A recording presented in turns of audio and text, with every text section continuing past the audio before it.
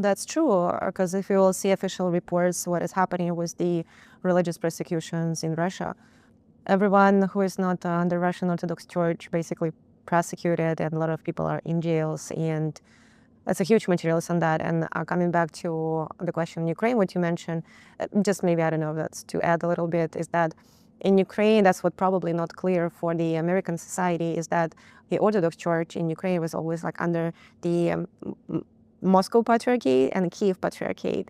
And that was obviously like the questions about the Moscow Patriarchate, because we understand that they do the operations, intelligence operations through the church.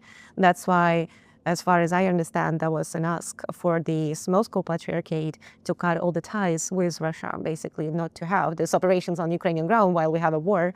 But instead, we see that's what you just described, right? That these false narratives that they use to, saying that Ukraine persecute Christians and that it's anti-Christian, anti-religions, and so on and so forth. But that's the operation that we can see like nowadays, and this information that they're trying to spread. I would say that 2-3 years ago, the Russians were having a lot of success in that space. I think it's the counter efforts to educate Americans have been successful, I think, because we're seeing like the support for Ukraine has risen actually in, for example, among Republican voters. I think part of that is because, not just Ukraine, in fact, the Ukrainian government, I don't even know if it's the driving force. I think a lot of Americans who are aware of what's going on have been trying to communicate. I go around the country and I give talks about what's happening in Russia, Ukraine, and this question would often come up with people that would ask, is it true that the Ukrainians are persecuting Christians? And I walk them through some of the facts, and I try and cite, you can look here and look for, facts.